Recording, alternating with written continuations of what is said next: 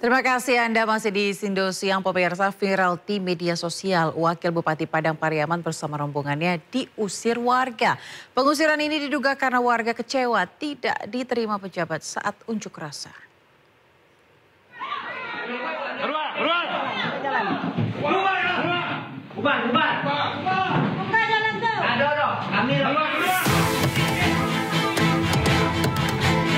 Video rombongan Wakil Bupati Padang Pariaman saat mengadakan rapat dengan wali nagari dan kerapatan adat Nagari Kapalo Hilalang Kayu Tanam, Kabupaten Padang Pariaman, Sumatera Barat, diusir warga setempat viral di media sosial.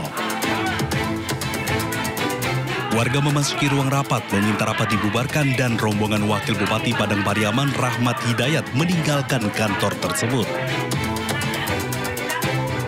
Pengusiran dilakukan diduga sebagai bentuk kekecewaan warga terhadap pemerintahan Kabupaten Padang Pariaman yang tidak temui masa saat unjuk rasa. Kami mengadakan aksi, Bapak Bupati meminta bahwasannya kami membawa yang namanya berkas-berkas bukti kepemilikan. Oleh sebab itu, kemarin pada tanggal 11 September kami bawa dan sayangnya tidak ada satupun pimpinan maupun perwakilan dari pihak Bupati kami melakukan aksi di IKK yang hadir pada hari Kamis kemarin. Sementara terkait pengusiran Wakil Bupati ini belum ada tanggapan dari Pemkab Padang Pariaman. Dari Padang Pariaman, Sumatera Barat, Eka Gus Priyadi, iNews melaporkan. Pemirsa, Pengadilan Negeri Jakarta Pusat kembali menunda sidang gugatan perdata 125 triliun kepada Wakil Presiden Gibran Raka Buming Raka. Penundaan terjadi karena penggugat mempertanyakan legal standing kuasa hukum para tergugat.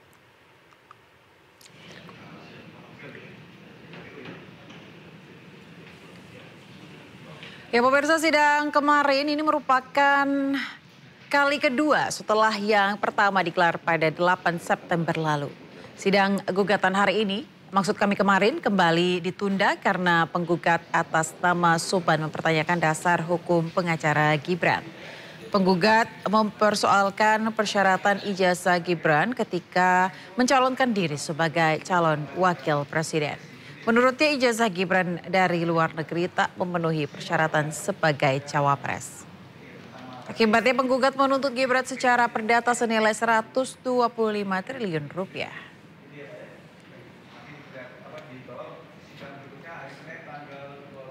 Pak Gibran ijazahnya Pak belum. Ya, yang lain-lain nanti aja. Mediasi Pak tadi Pak Hakim bilang. Iya, nanti untuk berikutnya masih tadi ada ini. Tahapan-tahapan mediasi. Berarti Pak Gibran datang dong Pak? Nanti kita lihat. Ya. Pak, terkait sidang hari ini dari Pak Gibran ada sepatah kata-kata nggak sih Pak? Ada arahan Pesan khusus? Ya, pesan khusus belum gitu ada Pak. arahan khusus ya. Saya kira biasa. Tapi beliau mengetahui ya Pak? Ya mengetahui dengan memberikan surat kuasa berarti mengetahui kami ada di sini. Ya. Komisi Pemilihan Umum merilis aturan baru, pemirsa. Mulai saat ini publik tidak bisa mengakses dokumen capres dan cawapres, salah satunya ijazah dan surat tanda tamat belajar. Tapi KPU menepis jika aturan ini terkait dengan polemik ijazah Jokowi.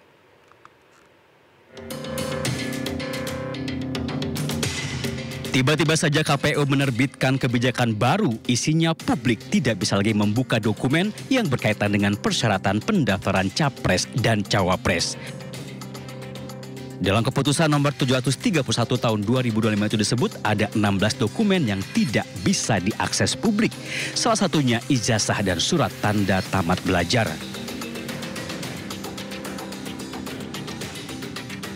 Menurut KPU, keputusan itu dibuat untuk menyesuaikan dengan Undang-Undang Nomor 14 tentang Keterbukaan Informasi Publik. KPU juga menyebut publik masih bisa mengaksesnya jika sudah mendapatkan persetujuan dari yang bersangkutan. Dia bisa dibuka atas persetujuan yang bersangkutan atau karena putusan pengadilan sebagaimana diatur dalam Undang-Undang Keterbukaan Informasi pasal 18 ayat 2. Jadi pada intinya kami hanya menyesuaikan pada dokumen-dokumen tertentu yang ada dalam tanda kutip aturan untuk dijaga kerahasiaannya, misalnya berkaitan dengan rekam medis, kemudian dokumen sekolah atau ijazah dan seterusnya itu ya yang bersangkutan yang harus diminta kemudian atau atas putusan pengadilan. KPU menolak anggapan jika aturan itu dibuat berkaitan dengan gugatan ijazah Jokowi dan Wapres Gibran Raka Buming Raka. Jadi bukan terkait karena Pak Jokowi digugat ijazahnya, masih tidak ada. Juga digugat ijazahnya. Tidak ada, ini berlaku untuk umum semua pengaturan data siapapun, karena siapapun nanti juga bisa dimintakan datanya ke kami. Nah, kami kan mengatur dokumen data yang di kami. Gitu. Keputusan KPU yang mendadak itu memantik reaksi DPR. Menurut Wakil Ketua Komisi 1 DPR Dede Yusuf, dokumen yang dimiliki Capres dan Cawapres seharusnya bisa diakses publik.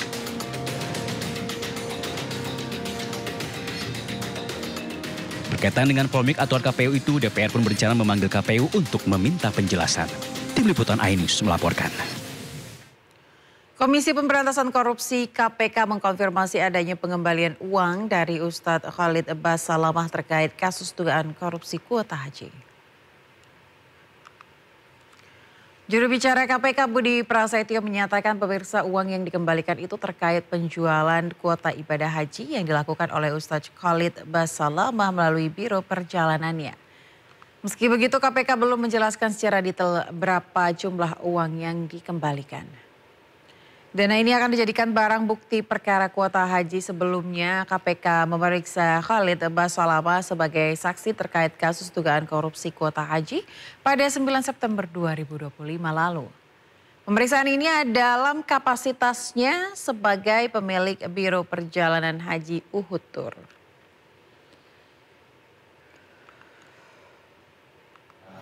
Saksi Ustadz Saudara KB ya, terkait dengan kepemilikannya atas Biro Perjalanan Haji ya, yang artinya juga mengelola perjalanan ibadah haji bagi para calon jamaah gitu ya. Jadi terkait dengan pengembalian sejumlah uang itu kami konfirmasi benar ada, namun untuk jumlahnya belum bisa kami sampaikan. Tentunya ini terkait dengan penjualan kuota ibadah haji yang dilakukan oleh Saudara Ustadz KB melalui Biro Perjalanan. Ya pemirsa, dalam korupsi haji, KPK menyebut kerugian negara mencapai 1 triliun rupiah. KPK duga kuota haji tambahan sebanyak 20.000 jemaah, separuhnya diselewengkan untuk jemaah haji khusus.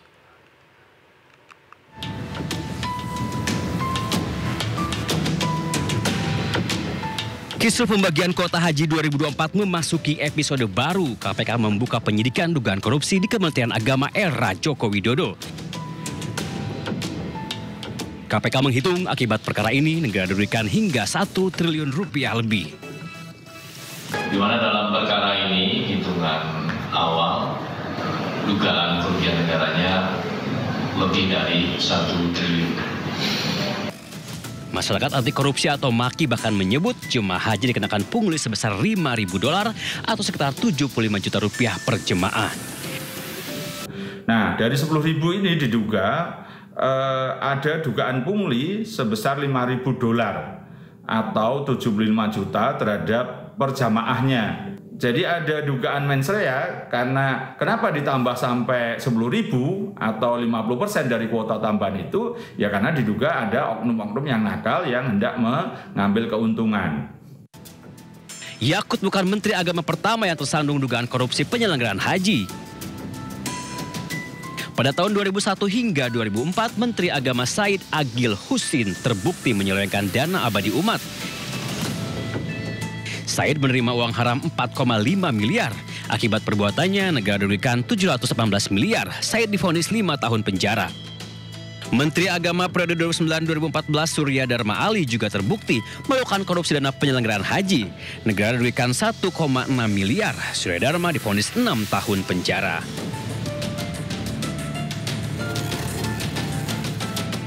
Kini Yakut kembali dibayang-bayangi kasus dugaan korupsi pembagian kuota haji tahun 2024. Walaupun belum menetapkan tersangka, namun KPK mengaku sudah menelusuri aktor utama sebagai pemberi perintah. Tim Liputan iNews melaporkan.